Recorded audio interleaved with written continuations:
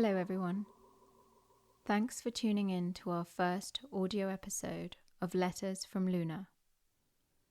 I'm Rohini Walker, editor of Luna Arcana and the author of these letters.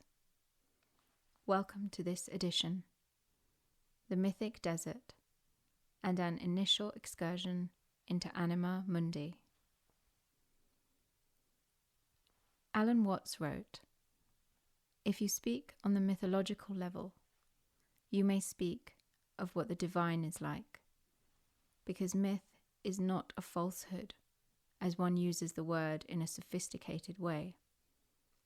A myth is an image, a concrete image, in terms of which man makes sense of the world." Doc and I have been living in the Southern Californian region of the Mojave Desert for almost 6 years now. We came here from England for the first time at the beginning of an extended tour of the States, 2 summers prior to our full-time desert resettlement. A couple of restless souls searching. By the time we journeyed back across the Atlantic, our souls had temporarily, gleefully absconded, deciding to remain in the desert while we were summarily dispatched back to London to see to the urgent business of relocation. Had we failed in our mission, it would have been gruesome. They would surely have refused to return. But the Moirai, those great, wild fate goddesses, had already made it so.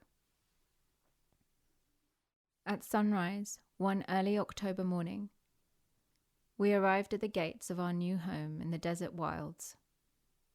Wide-eyed at the endless expanse of horizon and sky, and the liminal light gradually illuminating everything as the sun rose over the mountains just for us. Here was land that was ours to tend to, seemingly barren and rocky like the surface of the moon, yet upon closer inspection replete with wildlife and vegetation. Cottontail bunnies and jackrabbits, roadrunners and birds, so many. The dawn birdsong was deafening. Coyotes yipped and howled, invisible and ever-present, like the snakes. A pomegranate tree, fig trees, the lush canopy of a mesquite tree by the front door of our house, mature, fragrant rosemary, cacti and agave in abundance, and plenty of open, virgin desert peppered with ancient creosote bushes, overlooking the valley of the old, dried lake bed, which, millennia ago, contained water. Beyond, mountain ranges presided, the curves and contours of their peaks seemingly shifting with the shadows cast by clouds. As I write now, I look out over this vista, marveling at the audacity with which I gaze upon this tremendous face of nature, the divine, if I may be so brazen as to use that word, every day. It is no small feat. To call it beautiful, in the ordinary sense, would be trite. The consort of true, unapologetic beauty such as this is terror. Aphrodite and her lifelong union with Ares, the god of war. And this terrifying beauty shakes and rumbles rotten foundations to the core, so that one may finally, and without distraction, begin to know oneself. This transcendent archetype of beauty cannot abide the stagnant complacency of the human out of touch with their truth. She demands that we listen and pay attention if we are to remember the indigenous wisdom of our souls before the trauma of our collective colonization, when, as saplings, we were forced to forget the truth of our shared heritage. Before we were taught to dominate, repress, and destroy this still, small voice of knowing within. A voice as old as earth and sky. And as part of the ancient Hermetic dictum goes, as within, so without. The war within rages without. To continue to repress the increasingly audible echoes of that innate knowing here in the wilderness, face to face with the visible beauty of its transmundane source, is true heresy. And so we are confronted with terror. The etymology of the word diabolo, from the Greek diabalein, literally translates as throw across, also to be understood as throw apart, from dia, across, or through, and balein, to throw as in ball or ballistics. Terror, that diabolical sensation, lies in our being thrown across and apart from an original state of unity, of being separated from or forgetting this indigenous wisdom of our souls. The opposite of Diabolo, then, is not God or divine, although they're an implicit effect of what its polarity is. The opposite is symbol, or symbalein, literally that which is thrown or cast together, from sin, together, and balo, from the aforementioned balein. Symbols and their sensed intuitive meanings offer insights and truths and confer unity. Symbol and its conjoined siblings, metaphor and art, dwell in our timeless, intuitive, unity-perceiving, feminine right brains. This hemisphere connects most directly to our hearts. This hemisphere is the domain of the primordial goddess, that dynamic consciousness that births the divine hermaphrodite, the rebis, the product of the alchemical great work. As humans, our truest essence is that of the divine hermaphrodite. We contain the repressed potential of our opposites. Our great work involves the reconciliation of our opposites, of uniting with the otherness of ourselves. The language of science, bureaucracy, and commerce is an instrument of measuring, categorizing, dividing, quantifying, and calculating. It is the perception of separation from our environment and each other. It creates the subject-object experience of scientific materialism, a throwing apart, in other words. It originates in our younger, masculine left brains. In order to live a sane, useful, and authentic life, it would be safe to say that a balance between both hemispheres is necessary. This is the meaning of the symbol of the divine hermaphrodite, of the balance of polarities within every human being. And it is through the practice of invoking this balance that our hidden treasure, our unique soul, and her connection to the Anima Mundi, the world soul, is revealed. No prizes then for guessing which side is throwing its weight around in our current pathology of imbalance and all its attendant ills. What are we to deduce from this segue into obscure etymological excavations? Something radical, it would seem. The antonymous meanings of diabolic and symbolic point to the felt sense of a fundamental paradox that is foundational to the human experience. The paradox that the symbol of the divine hermaphrodite points to. My understanding of it is this. We are born into this world, literally thrown into it, and apart from the unified state of being in mother's womb. We are thrown apart from our original unified state of non-duality. This in itself is a symbol, a breadcrumb in the trail, a pointing to something of who we are and where we come from. This throwing apart is not a punishment doled out by a vengeful Father God to teach humanity a lesson for Eve's audacious desire for knowledge, thus condemning all her children, especially the females, as the ever-suffering inheritors of her original sin. It is not a punishment for the false notion of us being essentially wrong and bad and fallen.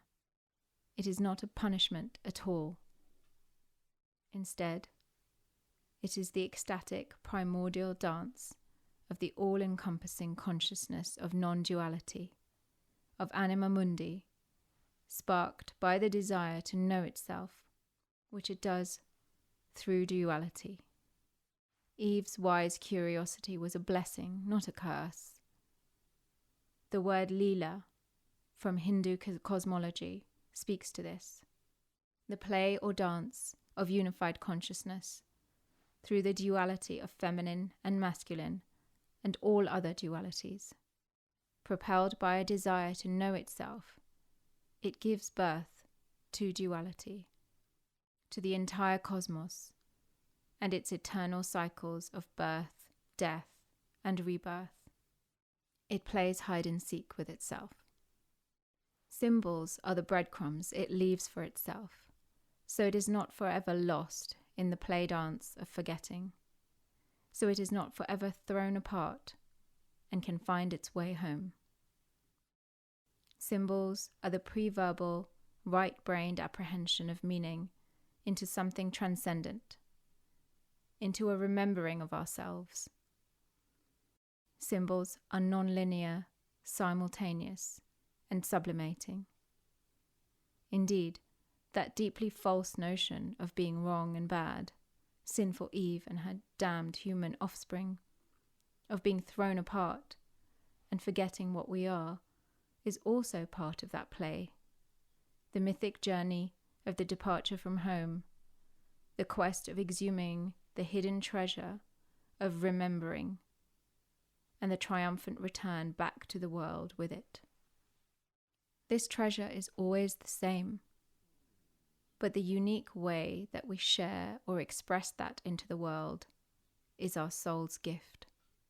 The instruction to know thyself, carved above the threshold to the ancient temple of Apollo, before entering the presence of Pythia, the oracle of Delphi, referred to this journey of remembering. Far from bringing sinful bags of skin, then, we are thrown into this world as the sparks of embodied consciousness that we are, as mythic and brave heroines and heroes, here to discover the hidden treasure troves of symbols all around and within us. Symbols that will remind us of who we are. We come here with our unique soul signatures, drawn to and compelled by inexplicable forces that are impossible to categorize and box in. These categorizing tendencies of the left brain can be rendered less stifling and soul-destroying when we recognize that it's just a way for this younger aspect of ourselves to make sense of the unknowable mystery that it senses it is fundamentally a part of. We can begin to look upon this simple-minded tendency of scientific materialism to reject all that cannot be measured and perceived by the physical senses, with the compassion of a mother coaxing her frightened young child into learning how to swim in the ocean. We can remember that this too is Leela. By bringing this playful, compassionate remembering of our ancient, indigenous soul wisdom to ourselves and to a world colonized by fear, violence, and division, we can be truly radical and truly subvert the trance of forgetting. If we can lean in towards opening up and listening with the heart's ears, we discover that certain symbols speak to us.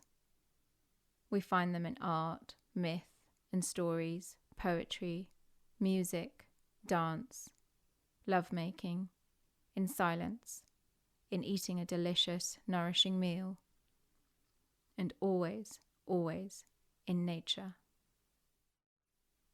These symbols are a remembering. They move something deep within us and call on us to express them through our creative endeavors, through our relationships, including the one with ourselves. And as we start listening, participating, and expressing, we begin to notice symbols everywhere. The world begins to speak to us in metaphors, replete with meaning. And we discover that what we always suspected somewhere deep down is true. That we are poets, artists, creators. We have unique gifts seated deep in our souls, patiently waiting for us to discover them. They are given to us, not to be dustily hoarded, feared, or forgotten about. They are given to be shared, in order to reciprocate the world's gifts and secrets, and to commune with that aspect of ourselves that is infinitely greater than the sum of our parts.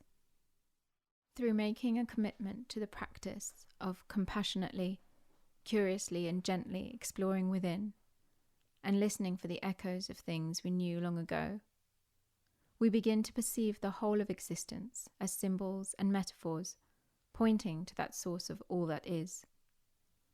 This is the art that is being called forth from us.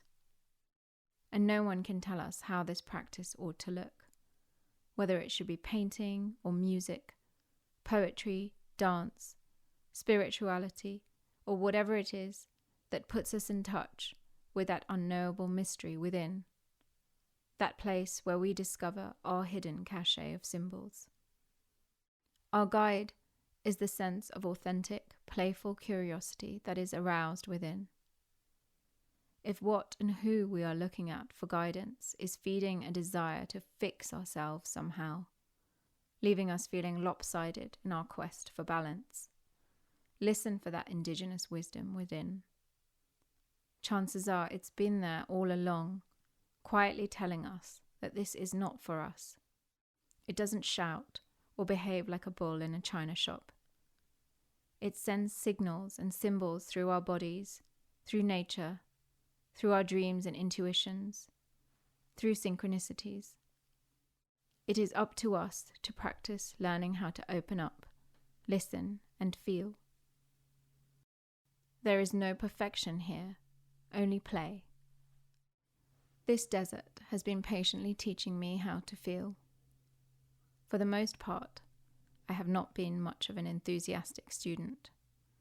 I'm still shedding layers and skins of past narratives that have deep roots, narratives that I have unconsciously inherited, and that I had to accept as true in order to survive as a child in the world.